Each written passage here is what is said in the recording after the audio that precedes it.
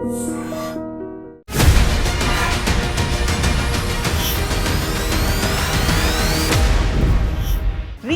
జరిగిన అసెంబ్లీ సెషన్స్లో ఈ ఎంటైర్ ఎపిసోడ్ని మీరెలా చూస్తున్నారు? ఎంఐఎం వైపు నుంచి చూడాలా, కాంగ్రెస్ వైపు నుంచి చూడాలా, ఓవరాల్గా హైదరాబాద్ని చూడాలా, ఎలా చూడాలి? అది ఐటమ్ గర్ల్ ఎట్లా ఉంటుంది పిక్చర్లో, అట్లాంటి ఒక ఐటమ్ గర్ల్ అక్బరుద్దీన్ ఓవైసీ.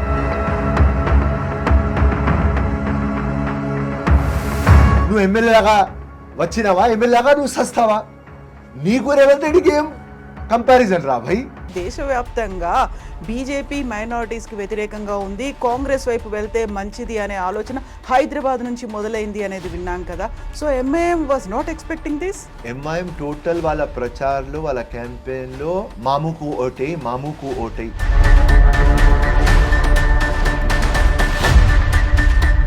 ఇప్పుడు కూడా మోదీ దగ్గర, ఇక్కడ రేవంత్ రెడ్డి దగ్గర ఎప్పుడు వీళ్ళ లంగా డ్రామా నడుస్తూనే ఉంటుంది.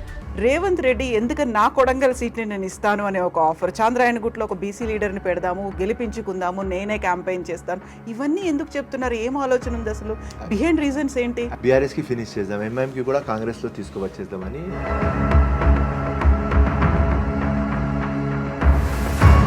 తర్వాత హైకమాండ్ చెప్తుంది రేవంత్ రెడ్డికి ఎంఐఎం ఫినిష్. ఓల్డ్ సిటీలో ఎంఐఎంని బీట్ చేసేవాళ్ళు ఇప్పటిదాకా రాలేదు, ఎప్పుడు చూసినా 7కు 7 గెలుచుకుంటుంది, చాలా పకడ్బందీగా గట్టిగా ఉంది అనేటువంటి ఒక అప్రిసియేషన్స్ కూడా వినిపించాయి కదా. రేవంత్ రెడ్డియే చేశారు సీఎం హోదాలో అసెంబ్లీలోనే. ఆయన ఒక విజనరీ, లెజెండరీ ముఖ్యమంత్రి. ఇప్పుడు ఆయన అందరికీ కన్సాలిడేట్ చేయడానికి, అందరికీ ఒక దగ్గర తీసుకురావాలి అని ఎంఐఎంకి కూడా పొగురుతారు. నమస్తే, welcome to iDream inside politics with Kavitha. ఇటీవలే ముగిసిన తెలంగాణ అసెంబ్లీ సమావేశాల్లో ఒక ఆసక్తికర సన్నివేశం చోటు చేసుకుంది. అది కొడంగల్ సీట్ని అక్బరుద్దీన్ ఓవైసీకి ఆఫర్ చేశారు సీఎం రేవంత్ రెడ్డి. ఇదే కాదు, డిప్యూటీ సీఎంగా కూడా చేస్తామని అన్నారు. ఎంఐఎంని, అక్బరుద్దీన్ ఓవైసీని ఒక రియల్ ఫ్రెండ్గా చూశారు, చెప్పారు. దీంతో పాటుగా ఒక బ్యాడ్ ఫ్రెండ్షిప్లో బీఆర్ఎస్తో కలిసి 10 ఏళ్ల పాటు ఎంఐఎం కొనసాగిందంటున్నారు. ఓవరాల్గా ఈ ఎంటైర్ ఎపిసోడ్ని ఎలా చూడాలి? ఇదేమన్నా భవిష్యత్తుకి సూచికగా కనిపిస్తోందా? మనతో పాటుగా ఉన్నారు కాంగ్రెస్ సీనియర్ లీడర్ ఫిరోజ్ ఖాన్ గారు. ఫిరోజీ నమస్తే, కైసే హై ఆప్? నమస్కార్, గుడ్ ఈవినింగ్, ఎక్సలెంట్. సో బహుత్ దిన్ హువా మిమ్మల్ని కలిసి, మీతో మాట్లాడి. రీసెంట్గా జరిగిన అసెంబ్లీ సెషన్స్లో ఈ ఎంటైర్ ఎపిసోడ్ని మీరెలా చూస్తున్నారు? ఎంఐఎం వైపు నుంచి చూడాలా, కాంగ్రెస్ వైపు నుంచి చూడాలా, ఓవరాల్గా హైదరాబాద్ని చూడాలా, ఎలా చూడాలి? స్టార్టింగ్ ఏమంటే, ఎంఐఎం పార్టీ ఒక ముజరా పార్టీ. అది ఐటమ్ గర్ల్ ఎట్లా ఉంటారు పిక్చర్లో, అట్లాంటి ఒక ఐటమ్ గర్ల్ అక్బరుద్దీన్ ఓవైసీ. నవ్వాలి ఏడవాలి నాకు అర్థం కాలేదు. 10 సంవత్సరాలు బీఆర్ఎస్తో ఉన్నారు, టీఆర్ఎస్తో ఉన్నారు, వాళ్ళ కాళ్ళ దగ్గర పడి ఉన్నారు. ఇమీడియట్గా వారం లోపల వచ్చి రేవంత్ రెడ్డి కాళ్ళ దగ్గర పడినారు. ఇప్పుడు అక్బరుద్దీన్ ఓవైసీ అసెంబ్లీలో చెప్తారు, నా చైల్డ్హుడ్ ఫ్రెండ్. సో నేను చూటిగా అక్బరుద్దీన్కి ఒకటే అడుగుతున్నా, చైల్డ్హుడ్ ఫ్రెండ్ అంటే నేను కూడా హిమాయత్ నగర్లో పుట్టినా, నువ్వు కూడా హిమాయత్ నగర్లో పుట్టినావా? 35 years మీరు కూడా కలిసినాం. అక్బరుద్దీన్ ఫిరోజ్ ఖాన్ అనేది, నేను అక్బరుద్దీన్ అనేది, రైట్? సో అక్బరుద్దీన్ నా ఫ్రెండ్ కాదు కదా, ఉట్టి తెలిసిన ఒక వ్యక్తి. ఎప్పుడైనా ఒకసారి పిక్ అండ్ మూవ్ హోటల్లో రేవంత్ రెడ్డి కనిపిస్తే హలో రేవంత్ రెడ్డి చెప్పిన వ్యక్తి ఇప్పుడు నాకు ట్రూ ఫ్రెండ్, నా చైల్డ్హుడ్ ఫ్రెండ్ అని చెప్తున్నాడు. సో నేను అక్బరుద్దీన్, అసదుద్దీన్కి అడిగేది ఏమంటే, ఎప్పుడైనా ఏదైనా ఫ్యామిలీ ఫంక్షన్లో మీరు కలిసినారా? బక్రీద్, రంజాన్లో కలిసినారా? దీపావళి, దసరాలో కలిసినారా? మీ ఇంట్లో పెండ్లి, వాళ్ళ ఇంట్లో పెండ్లి అంటే మీరు వచ్చినారా? ఈ డ్రామా ఎందుకు రా భయ్? వాడు ప్యూర్ హైదరాబాదీ. మా హైదరాబాద్లో ఎట్లా ఉంటుంది అంటే, ఒకడు కోటీశ్వరుడు కనిపిస్తే అరే నా ఫ్రెండ్ అంటారు, ఇంకా ఒకడు ఇన్ఫ్లుయెన్స్ వాడు కనిపిస్తే మా రిలేటివ్ అంటారు. ఈ అక్బరుద్దీన్ కూడా సేమ్ స్టోరీ. రేవంత్ రెడ్డికి ఫ్రెండ్ చేపించుకున్నాడు. ఎందుకు? ఇదే రేవంత్ రెడ్డికి టిల్లు, ఆర్ఎస్ఎస్ చడ్డీ, పొట్టోడు, ర్యాబిట్, లేపుతాం, గుంజుతాం, గాంధీ భవన్లో గుసాయిస్తాం, లంగ మాటలు మాట్లాడిన రేవంత్ రెడ్డి గురించి. కౌంటర్లు ఎవరిచ్చినాడు? ఫిరోజ్ ఖాన్. సో ఆయన ఇట్లా చెప్తుంటే నా ట్రూ ఫ్రెండ్, నాకు చైల్డ్హుడ్ ఫ్రెండ్. అండ్ దాని తర్వాత అక్బరుద్దీన్ కాన్ఫిడెన్స్కి మెచ్చుకోవాలి. ఇద్దరు పోరగాళ్ళు అంట హిమాయత్ నగర్లో తిరుగుతూనే ఉంటారంట. పబ్లిక్ మొత్తం అనేది అంట ఈ పోరగాడు ఏం చేస్తారు, ఆ పోరగాడు ఏం చేస్తారంటే ఈ పోరగాడు ముఖ్యమంత్రి అయినాడు, ఈ పోరగాడు ఇక్కడ ఉన్నాడు అంటున్నాడు. అరే అక్బరుద్దీన్, ఆ రేవంత్ రెడ్డి ముఖ్యమంత్రి అయితే అది గ్రేట్, ఫ్యామిలీ బ్యాక్గ్రౌండ్ లేదు, ఏం లేదు, జెడ్పీటీసీ నుంచి ఎమ్మెల్సీ, ఎమ్మెల్యే, ఎంపీ, అలా ముఖ్యమంత్రి, ఆయన గ్రేట్ ఫెల్లో. నువ్వు ఎంఐఎం సలావుద్దీన్ ఓవైసీ కొడుకును, నీకు దొరికింది, విరాసత్లో దొరికింది ఎమ్మెల్యే. నువ్వు ఎమ్మెల్యేలాగా వచ్చినావా, ఎమ్మెల్యేగా నువ్వు సస్తావా? నీకు రేవంత్ రెడ్డికి ఏం కంపారిజన్ రా భయ్. సో ఈ లంగా మాటలు, దొంగ మాటలు, స్క్రిప్ట్లో మాట్లాడాలి, వాళ్ళు ఫేమస్. సో దోస్తీ వెనుక ఉట్టి లాభం చిన్నప్పటి నుంచి చూస్తున్నా. వాళ్ళ అయ్య ఎన్టీ రామారావు దగ్గర, వీళ్ళ పెద్దన్న రాజశేఖర రెడ్డి దగ్గర, సోనియమ్మ దగ్గర, రాహుల్ గాంధీ దగ్గర, నరేందర్ మోదీ దగ్గర, కేసీఆర్ దగ్గర, రోషయ్య దగ్గర, కొంతకాలం కిరణ్ కుమార్ రెడ్డి దగ్గర. కిరణ్ కుమార్ రెడ్డి ఏదో వీడికి జైలుకి పంపిస్తే కాంగ్రెస్ పార్టీకి ఈడ్చినారు. సో ఎవరు పవర్లో వస్తే ఇప్పుడు కూడా మోదీ దగ్గర, ఇక్కడ రేవంత్ రెడ్డి దగ్గర ఎప్పుడు వీళ్ళ లంగా డ్రామా నడుస్తూనే ఉంటుంది. ఇప్పుడు రేవంత్ రెడ్డి కూడా బీఆర్ఎస్కి ఫినిష్ చేద్దాం, నెక్స్ట్ మన లొల్లి పంచాయత్ బీజేపీతో పెట్టుకుందాం, ఆ ఈక్వేషన్లో, ఆ క్యాల్కులేషన్లో ఏదో అక్బరుద్దీన్ చెప్తుంటే నవ్వుకుంటా కూర్చుంటున్నాడు మా ముఖ్యమంత్రి. కానీ దీనిలో ఏం వాస్తవం లేదు. దీని వెనకాల ఉన్న మతలబ్ ఏంటని మీరు అనుకుంటున్నారు? ఎవరు ఆపర్చునిటిస్ట్? 100 చెప్తున్నా కదా, మా ముఖ్యమంత్రికి బీఆర్ఎస్కి ఫినిష్ చేయాలి, ఆ మైండ్ సెట్. ఎంఐఎంకి కాంగ్రెస్కి దగ్గర కావాలి, కాంగ్రెస్కి తిట్టి సంపినారు వీళ్ళు. కాంగ్రెస్ ఫినిష్ అయిపోయింది, కాంగ్రెస్ ఐసీయూలో ఉన్నది. ఇందిరాగాంధీ గురించి తప్పు మాటలు, రాహుల్ గాంధీ గురించి పప్పు ఏం పీకలేడు అన్ని మాటలు, ప్రియాంకమ్మ గురించి మున్ని బద్నామైపోయింది, ఉత్తరప్రదేశ్లో ఒక సీట్ కూడా తీసుకురాలేదు, ఏం చేస్తుంది అది మున్ని మున్ని మున్ని మున్ని అని 100 మాటలు మాట్లాడినారు. ఖర్గేకి ముసలోడికి తెచ్చినాడు, ఏం పీక్తాడు ఆ ముసలోడు, ఖర్గే గురించి చెప్పినారు. ఒకరి గురించి చెప్పలేదు, సోనియా గాంధీ గురించి, అందరి గురించి చెప్పినారు. అన్నీ ఉన్నాయి నా దగ్గర పెన్ డ్రైవ్లో, అన్ని కౌంటర్లు నేనే ఇచ్చిన. సో కాంగ్రెస్కి ఫినిష్ చేసేయడానికి వీళ్ళు మొత్తం ఇండియాలో తిరిగినారు. ఉత్తరప్రదేశ్ కానీ, మహారాష్ట్ర కానీ, బీహార్ కానీ, బాంబే కానీ, కర్ణాటక కానీ అన్ని జగ తిరిగినారు. దాని తర్వాత స్టేట్లో వీళ్ళకు కల కూడా రాలేదు కాంగ్రెస్ పార్టీ రేవంత్ రెడ్డి వచ్చేస్తాడని. ఇమీడియట్గా వస్తేనే వీళ్ళ అలవాటు. ఎందుకంటే వీళ్ళు చేసిన దొంగ పనులు, వక్బోట్ ల్యాండ్లు కానీ, ఇల్లీగల్ ల్యాండ్లు కానీ, ఇల్లీగల్ కన్స్ట్రక్షన్ కానీ, మనీ డీలింగ్లు కానీ, ఎంపీ ల్యాడ్ ఫండ్స్లో అవకతవకలు, ఎమ్మెల్యే ఫండ్స్లో అవకతవకలు, ప్రతి ఒక్క గవర్నమెంట్కి మేనేజ్ చేసుకొని లంగా పనులు చేస్తే అది బయట తీసుకువస్తారని ఆ భయంతో ప్రతి దానికి మేము బయట తీసుకువస్తున్నాం. ఇరిగేషన్ ప్రాజెక్ట్ దగ్గర నుంచి, టెలిఫోన్ ట్యాపింగ్ దగ్గర నుంచి, మేకలు గొర్రాలు కొన దాకా అన్నీ బయట తీసుకువస్తున్నాం. సో వీళ్ళకు ఎట్లా బయట తీసుకువస్తామని ఆ భయంతో దోస్తీ అని కుక్కల్లాగా రేవంత్ రెడ్డి వెనుక తిరుగుతున్నారు.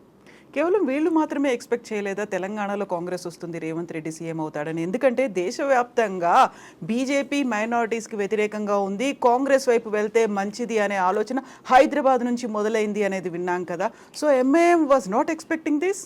ఎంఐఎం టోటల్ వాళ్ళ ప్రచారంలో, వాళ్ళ క్యాంపెయిన్లో బీఆర్ఎస్కి ఓటేయండి, కేసీఆర్కి ఓటేయండి, and KCR Nick name MIM పెట్టినాడు మాముకు ఓటేయి అంటే మామాకి ఓటేయి చెప్పినారు. మామ రాలేదు, మామ పార్టీ పీకింది, వీళ్ళు కూడా పీక్తున్నారు అంతే. గెలిచిన రోడ్ సిటీ ఓకే, అక్కడి దాకానే ఫైన్. కానీ వాళ్ళు ముస్లిమ్స్కి ఛాంపియన్ కాదు కదా. రేవంత్ రెడ్డి క్లియర్ కట్ అన్నాడు కదా అసెంబ్లీలో, మీరు ఎక్కువ మాట్లాడకండి, మీరు ముస్లిమ్స్కి ఛాంపియన్ కాదు. ముస్లిమ్స్కి మీరు ఛాంపియన్ అయితే కాంగ్రెస్కి ఓట్లు పడవు కదా, బీఆర్ఎస్కి పడేది కదా. ఎందుకు పడలేదు ముస్లిం ఓట్లు? 12% రిజర్వేషన్ అన్నారు, వక్ఫ్ బోర్డ్కి జ్యుడిషియరీ అన్నారు, మాకు ఉద్యోగాలు అన్నారు, డబుల్ బెడ్రూమ్ ఇస్తామన్నారు, స్కిల్ డెవలప్మెంట్ చేస్తామన్నారు, ఓల్డ్ సిటీకి హైదరాబాద్కి డైలస్ ఇస్తాంబుల్ చేస్తామన్నారు. ఏం చేయలేదు. కాబట్టి ముస్లిమ్స్ అన్నారు, ఉట్టి అసదుద్దీన్ ఎంఐఎం పార్టీ అక్బరుద్దీన్ లంగా మాటలు మాట్లాడుతున్నారు, కాంగ్రెసే మనకు చేస్తుంది ఏదైనా డెవలప్ అంటే కాంగ్రెస్ వచ్చినారు. సో వీళ్ళు ముస్లిమ్స్కి ఛాంపియన్ కాదు కదా. సో ఇంకా ఏం చెప్తున్నాడు అసదుద్దీన్, అబాబాబా ఈ కాన్ఫిడెన్స్కి నెత్తి మీద పెట్టాలి.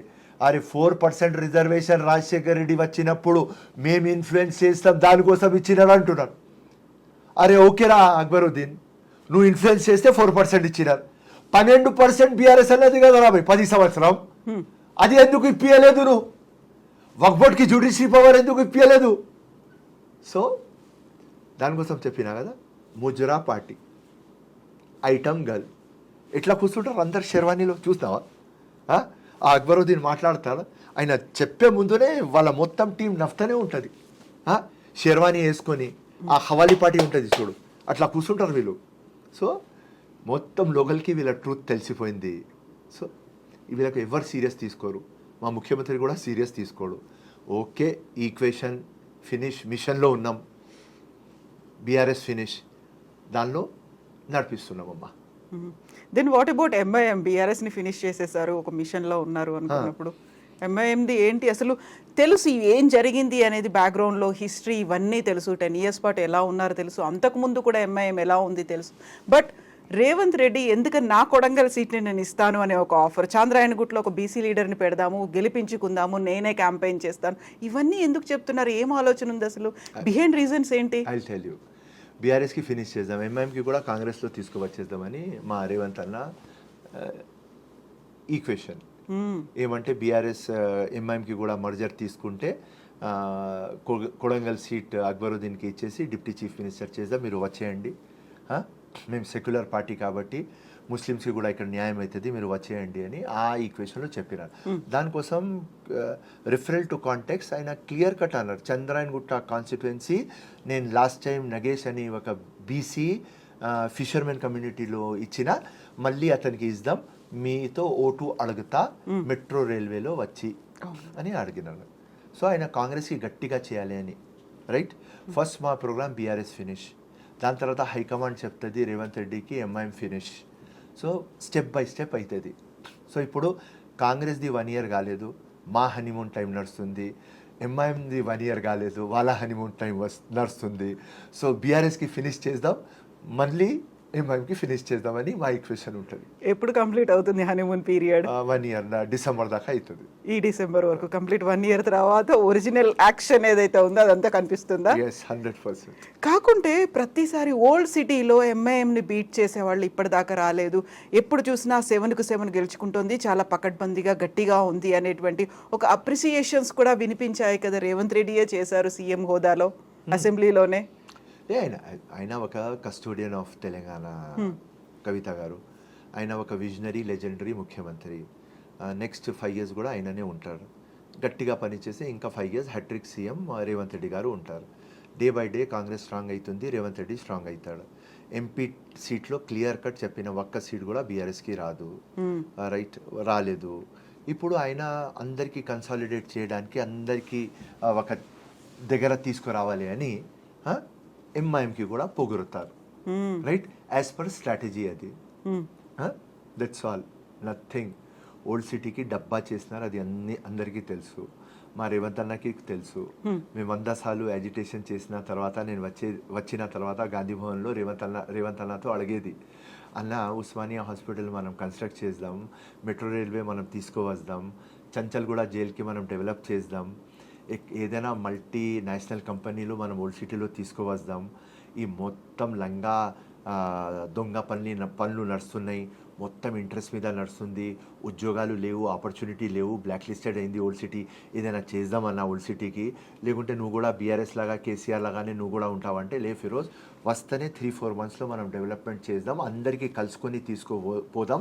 ఎంఐఎం ఎన్ని సీట్లు గెలుస్తుంది మనకు తెలియదు, కానీ వాళ్ళకు కూడా మన దారిలో తీసుకువచ్చి తప్పకుండా హైదరాబాద్కి ఒక కాస్మోపాలిటన్ సిటీ కదా, క్యాపిటల్ సిటీ కదా, అన్ఫార్చునేట్ డెవలప్ కాలేదు కదా, తప్పకుండా ఇమ్మెటీరియల్ ఆఫ్ పార్టీ తప్పకుండా డెవలప్మెంట్ చేద్దామన్నారు. ఆ మాట మీదనే ఆయన కట్టిపడి ఉన్నారు, దానికోసం మేము కూడా కోఆపరేట్ చేస్తున్నాం.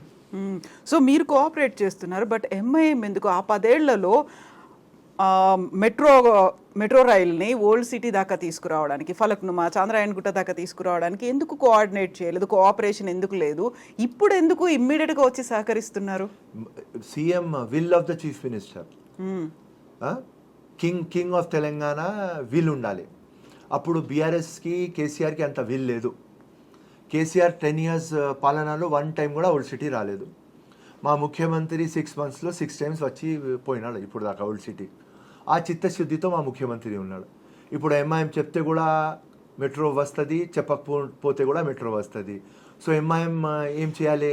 అరే వీడు ఎవరు అయ్యాకి వినాడు మా రేవంత్ రెడ్డి, సో కాంప్రమైజ్ చేయాలి, కాపరేట్ చేయాలి, ఆ లైన్లో రావాలి. అప్పుడునే పబ్లిక్ మనకు ప్రేస్ చేస్తుంది. తెలుసు వాళ్ళకు స్మార్ట్ ఫెలోస్, లంగా ఫెలోస్, షార్ప్ ఫెలోస్, దొంగ పనులలో వాళ్ళకంటే స్మార్ట్ ఎవరు ఉండరు. దానికోసం లైన్లో పడినారు.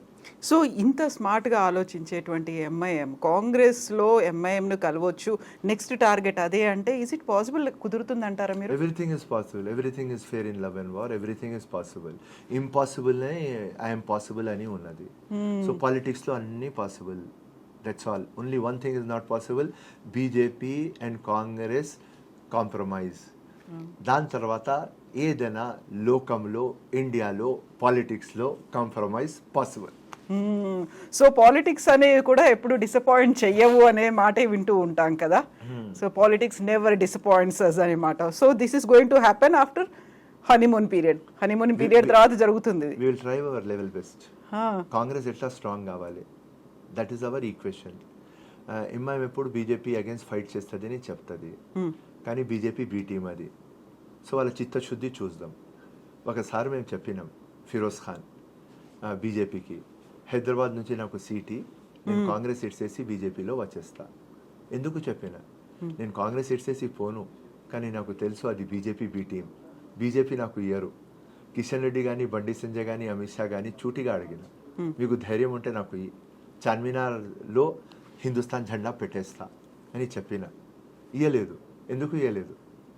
బీజేపీకి బీ టీమ్ అసదుద్దీన్. ఇది ఇంకా ఫ్యూచర్లో ఇంకా గట్టిగా తెలుస్తుంది. మాలో రండి, ముస్లిమ్స్కి నువ్వు ఛాంపియన్ కదా, ఓకే ఒప్పుకుంటాం, మాలో రండి. ఇప్పుడు బీఆర్ఎస్కి ఫినిష్ చేస్తున్నాం, మాకు బీజేపీతో ఉంటుంది తందానా. ఆ తందానాలో నువ్వు మా దగ్గర వచ్చావు రా, బీజేపీకి ఫినిష్ చేద్దాం. అప్పుడు చూద్దాం అసదుద్దీన్ ఎంఐఎం రియల్ కలర్. ఇప్పుడు బీ టీమ్ అన్నారు కదా, అలాంటప్పుడు వస్తారా? కాంగ్రెస్తో జాయిన్ అవుతుందా? అదే చెప్తున్నాం. ఇదే $1 million క్వశ్చన్, ఇదే ఓపెన్ సీక్రెట్. దీనికి ప్రజల ముందు తీసుకువచ్చినాం. 80% ఇప్పుడు ఎవరికైనా నేను అడిగితే మా ముస్లిం కమ్యూనిటీలోనే అమెరికా కానీ, లండన్ కానీ, ఆస్ట్రేలియా కానీ, మిడిల్ ఈస్ట్ కానీ ఎక్కడి నుంచి నాకు ఫోన్ వస్తే Firoz Khan Asaduddin B team. First time నేను చెప్తే ఎవరు నమ్మలేదు, ఇప్పుడు మొత్తం లోకం నమ్ముతుంది. రైట్? బీజేపీ మొత్తం ఇండియాలో ప్రతి ఒక్క పాలిటీషియన్ ఎంత పెద్దోడు ఉండని, ఎంత గొప్పోడు ఉండని, ఎంత గట్టోడు ఉండని సిబిఐ ఈడీకి పంపించి కాల్ మీద తీసుకువచ్చినారు. అసదుద్దీన్కి ఎందుకు తీసుకువస్తలేరు? ఇదేనా రీజన్? That's all. ఏ రోజు బీజేపీకి ఏడిస్తే అసదుద్దీన్ ఈడీ రేడ్ అవుతుంది. వాడు ఉన్న ఇల్లునే నియర్లీ 800 crores. ఒక ఎంపీ దగ్గర 800 crores విలువ హౌస్ ఎక్కడ వచ్చింది? Only one property. వీళ్ళ తమ్ముళ్ళు ప్రాపర్టీ చూస్తే మినిమం 20,000 crore ప్రాపర్టీ ఉంటుంది తెలంగాణలో. ఇంత పెద్ద ల్యాండ్లు వీళ్ళ దగ్గర ఎక్కడి నుంచి వచ్చినారు? హిమాయత్ నగర్లో రెంటెడ్ హౌస్లో ఉన్నారు, దాని తర్వాత ఇక్కడ వచ్చినారు. ఎలక్షన్ దానిలో 2004 దానిలో రాసినారు మా దగ్గర 4 crores ఉన్నాయని. ఇవాళ ఇంత సంపత్తి ఎక్కడి నుంచి తెచ్చినారు? ఇంత డబ్బులు ఎక్కడి నుంచి వచ్చినారు? ఈడీ ఒక నోటీస్ సాల్. రైట్? సో ఇవన్నీ అందరికీ, ఎవరెవరు పెద్దోళ్ళు ఉన్నారు, ఎవరెవరు ఈ ఫీల్డ్లో ఉన్నారు, అందరికీ తెలుసు, మాకు కూడా తెలుసు. ఎవరికి ధైర్యం లేదు చెప్పడానికి. ఉట్టి ఫిరోజ్ ఖాన్కి ధైర్యం ఉన్నది మీ ఛానల్ ముందు చెప్పడానికి. ఎవరి చేతిలో ఎవరున్నారని మీరు అనుకుంటున్నారు? అటు బీజేపీ, ఇటు ఎంఐఎం. బీజేపీ చేతిలో ఎంఐఎం ఉన్నది. ఎంఐఎం ఒక చిన్న తోకపాటి అమ్మ. 1 MP, 7 MLAs, 1 MLC. BJP India పెద్ద పార్టీ. బీజేపీ ఒక అయినకొండ. వీడు చిన్న పార్టీ.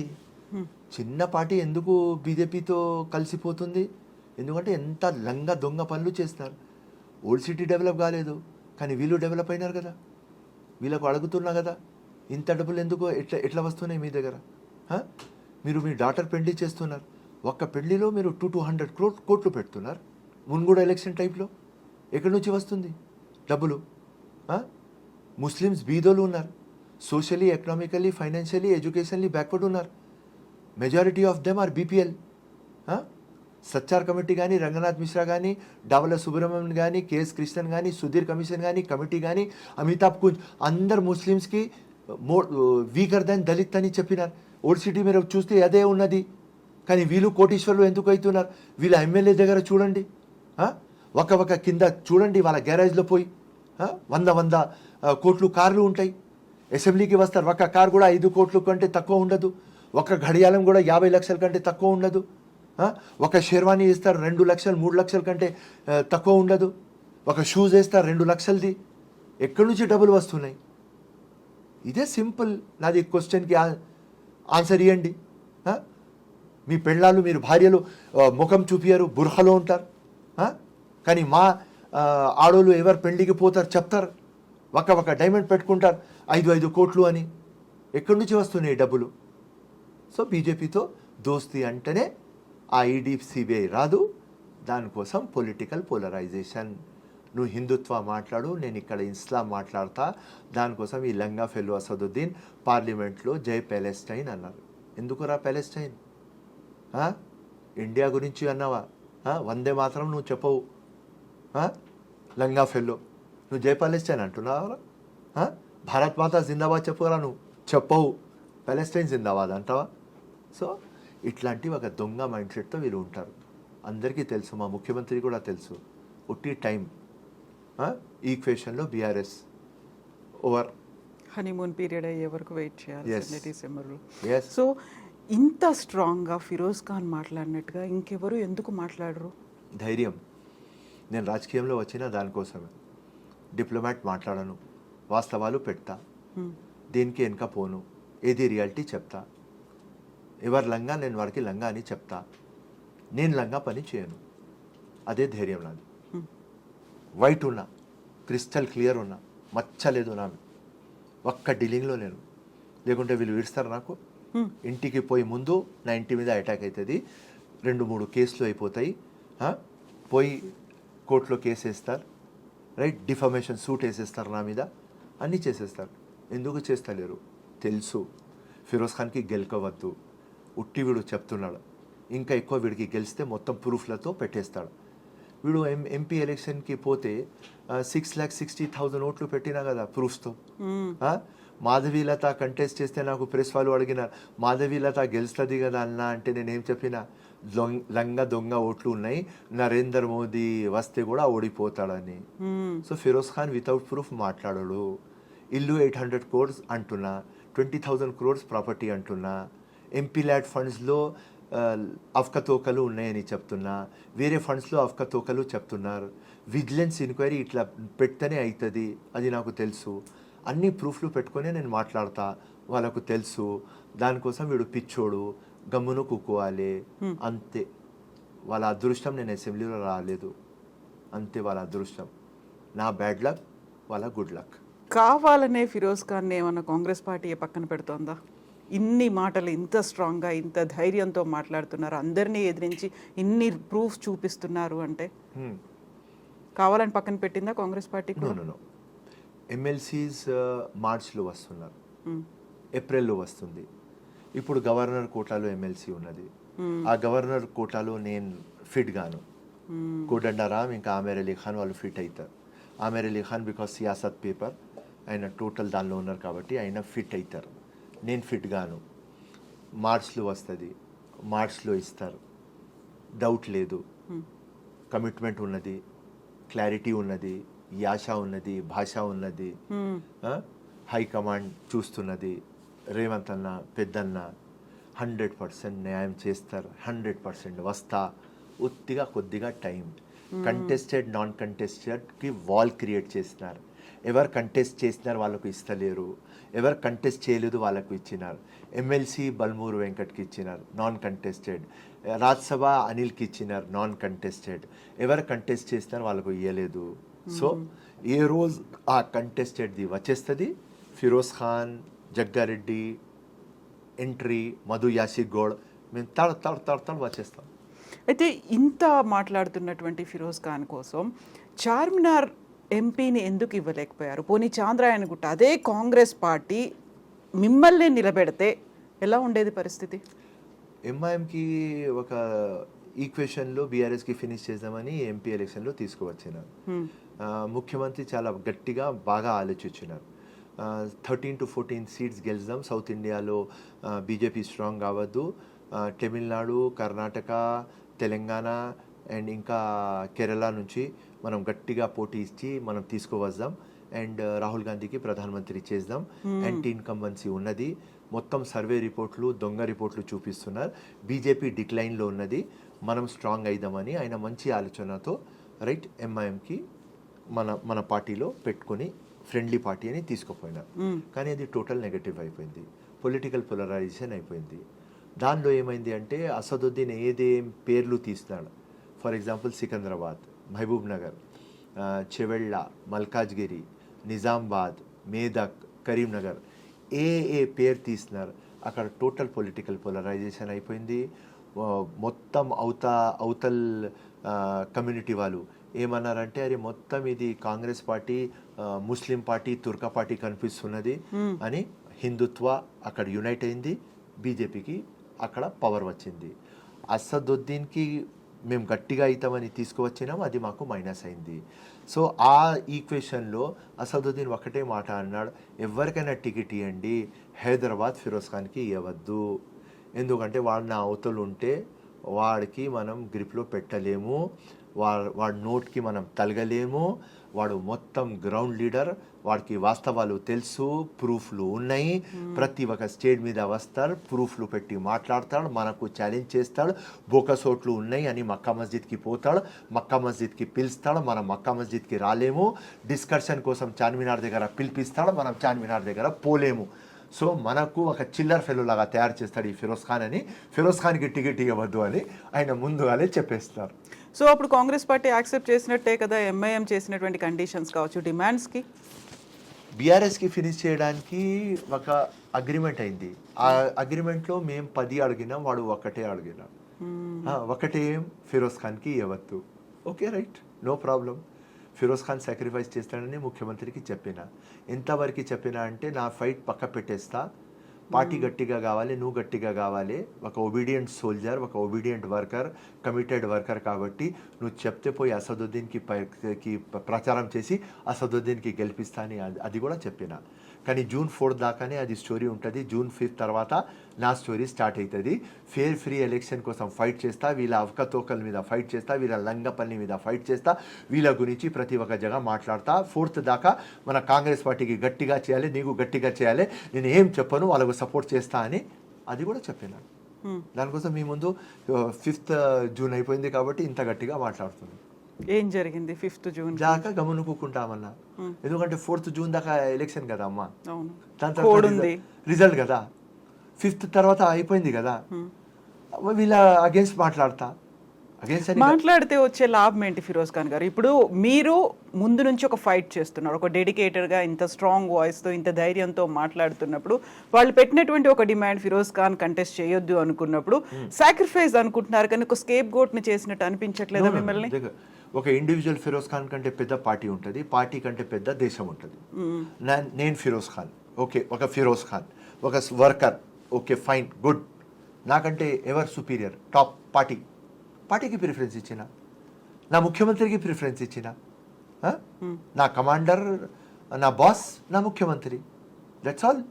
ఆయన చెప్పినాడు ఒక యుద్ధలాగా నేను వింటా, దట్స్ ఆల్. అంత నమ్మకం ఏముంది రేవంత్ రెడ్డి మీద? 100% ఉన్నది, ఎందుకంటే రేవంత్ రెడ్డికి చూసుకొని రాహుల్ గాంధీకి చూసుకొని తెలంగాణలో కాంగ్రెస్ పార్టీ వచ్చింది.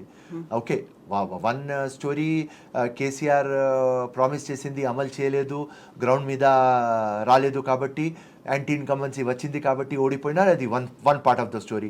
Other part of the story Bharat Jodo యాత్రలో చూసిన తర్వాత రాహుల్ గాంధీ పప్పు కాదు నిప్పు, జబర్దస్త్ ఫెలో, ఇంకా రేవంత్ రెడ్డి ఇక్కడ ఒక రావణుడు ఎవరంటే కేసీఆర్, ఈ రావణుడికి తీయాలి అంటే ఈ రామ్.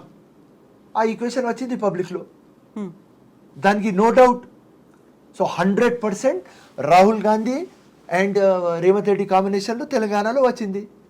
సో నేను ఎవ్వరు కూడా చెప్పలేదు ముఖ్యమంత్రి రేవంత్ రెడ్డి అని. ఫస్ట్ చెప్పే వ్యక్తి ఫిరోజ్ ఖానే.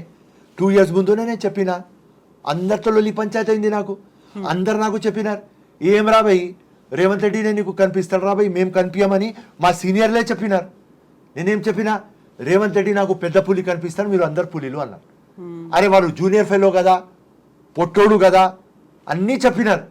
కానీ నేను చెప్పిన వాడు ఆయన జూనియర్ ఉండని, పొట్టోడు ఉండని, ఏదైనా ఉండని, ఆయనలో లైట్ చూస్తున్నా, ఆయనలో ఫైర్ చూస్తున్నా, ఆయనలో ఆ జోష్ చూస్తున్నా, మొత్తం జీవితం అంకే ఒక చూస్తున్నా. రక్తం కూడా ఇస్తాడు, చెమట కూడా ఇస్తాడు, డబ్బులు కూడా ఇస్తాడు, ఫైట్ కూడా చేస్తాడు. ఏదో కనిపిస్తున్నది, నా మనసు ఆయనకు దగ్గర పోతుంది. నేను చెప్తారా భాయ్, చెప్పినా, నేను అన్కండిషనలీ చెప్పిన. అంత కాన్ఫిడెన్స్ ఉంది మీకు ఆయన మీద? చెప్పిన, నా పని నేను చేసిన అమ్మా. ఆయన దగ్గర వచ్చినప్పుడు ఆయన చేయాలి, దట్స్ ఆల్. నా పని నేను చేసినా, నేను చేస్తూనే ఉంటా. నేను ఫిరోజ్ ఖాన్ ఒక పొలిటీషియన్ లాగా పుట్టలేదు, నేను ఒక యోద్ధ, ఒక సోల్జర్ లాగా పుట్టినా. నాకు దేశం ఇంపార్టెంట్, నాకు పార్టీ ఇంపార్టెంట్, నాకు నా బాస్ ఇంపార్టెంట్. ఏం చెప్తే అది చేస్తా, that's all is my work. నాకు దేశం ఇంపార్టెంట్. తిరంగాణ అలా పెట్టుకొని మీరు తిరుగుతున్నారు. ఎంతమంది అలా తిరంగా పెట్టుకొని కనిపిస్తున్నారు ఈ మధ్య కాలంలో? ఉంటుంది, చాలా మందికి గుండెలో ఉన్నది. ఐఎమ్ నాట్ టెలింగ్ 90%కి ఇండియా ఉన్నది పిచ్చి ఉంటుంది. కొద్దిగా 1% ఎక్కువ నాకు. కాబట్టి హార్ట్లో ఇండియా, హార్ట్ బయట ఇండియా, నాల్క మీద ఇండియా, మైండ్లో India, everywhere in my body, everywhere in cell my India. నాకు జీవితంలో ఒకటే కోరిక, గెలవాలి అని. ఓకే గుడ్, ఒక కోరిక. కానీ పెద్ద కోరిక నాకు ఏమంటే, జీవితం వచ్చింది నాకు, ఒక పులిలాగా బతుకుతున్నా, పులిలాగా సావాలి, దేశం కోసం సావాలి, ఒక కాజ్ కోసం సావాలి అని ఒక కోరిక నాది. అది దేవుడు తీరుస్తారని ఆ నమ్మకం ఉన్నది నాకు. ఎలా? దేశం కోసం ప్రాణం పోవాలి నాది, ఏదో ఒక మంచి కాజ్లో పోవాలి. ఉట్టి సావవద్దు. నేను ఎట్లయినా వయసు అవుతుంది, రేట్ 20-25 years తర్వాత సస్తాం. హార్ట్ అటాక్ ఎందుకు మనకు? Kidney fail, liver fail, paralytic, multiple organ వద్దు మనకు. దేశం కోసం పోవాలి. పులిలాగా పెట్టినావా, పులిలాగా తీసుకోపో దేవుడా అని అదే ఒకటే అడిగిన దేవుడితో. ఇప్పుడు దాకా దేవుడితో నాకు గెలిపి అని అడగలేదు. ఇప్పుడు దాకా ప్రజలు గెలిపిస్తారు, నా విప్లవం గెలిపిస్తుంది, నా మార్పు గెలిపిస్తుంది అని ఆ నమ్మకం. కొద్దిగా పిచ్చి, కొద్దిగా తిక్క. ఏం చేయాలి? దానికోసం ఫిరోజ్ ఖాన్. సో మీరు ఇన్ని చెప్పినప్పటికి కూడా ఫిరోజ్ ఖాన్లో ఒక సెక్యులర్ కనిపిస్తాడు. 100% సెక్యులర్.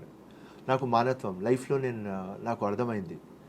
అన్నీ చదివిన తర్వాత, అన్నీ చూసిన తర్వాత, హిందుత్వ కానీ, ఇస్లాం కానీ, క్రిస్టియానిటీ కానీ, గౌతమ్ బుద్ధ్ కానీ అన్నీ చూసిన తర్వాత నాకు ఒకటే అర్థమైంది. ఫస్ట్ లోకంలో వచ్చిన మంచి తర్వాత దేవుడు వచ్చినాడు. మానవత్వం లేకపోతే ఏ రిలీజన్ లేదు, రైట్?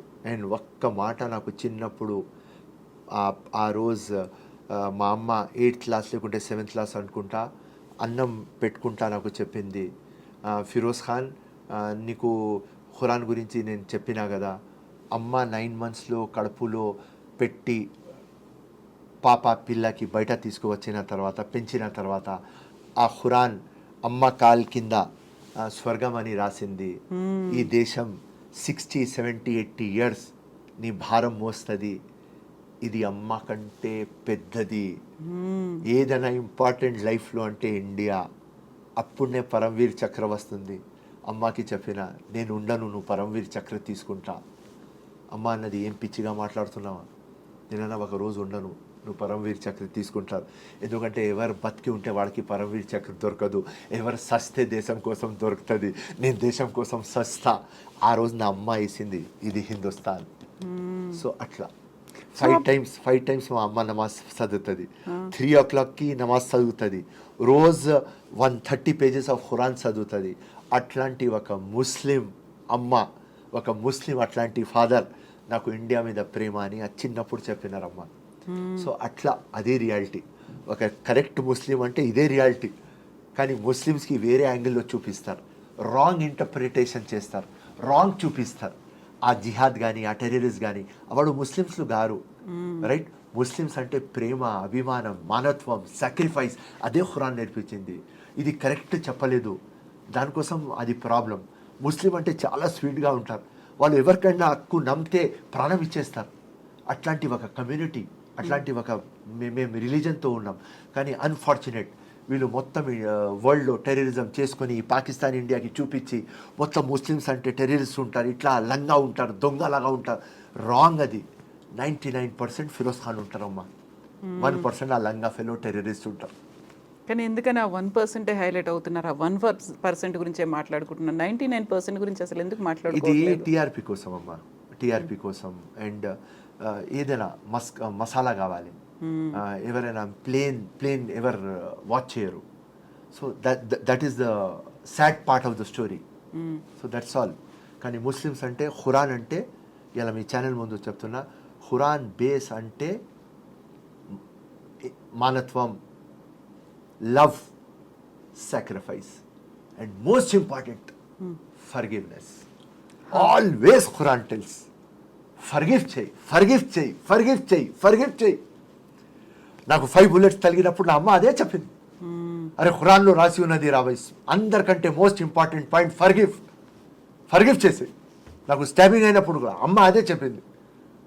సో ఆ ఖురానే ఫర్గివ్, ఫర్గివ్, ఫర్గివ్. ఆ ఖురానే ప్రేమ, ప్రేమ, ప్రేమ, అంతే. సో ఆ ఖురాన్ ఇచ్చినటువంటి ధైర్యమేనా ఇంత ముందుకెళ్ళి ఇంతలా గట్టిగా మాట్లాడడానికి కారణం? 100%. ఏదైనా అడితే అల్లాకి అడుగుతా, ఆ దేవుడికి అడుగుతా, ఆ పరమాత్మకి అడుగుతా, ఎవరికి అడగను. కాలు మొక్కాలి అంటే నాంపల్లి ప్రజలు కాలు మొక్తా, ఎవ్వరు కాలు మొక్క. పిటిషన్ నా లవ్ లెటర్ ఇస్తా, ఒప్పుకుంటే ఒప్పుకో, లేకుంటే నీ కాలు మొక్కను, అంతే. That is my nature.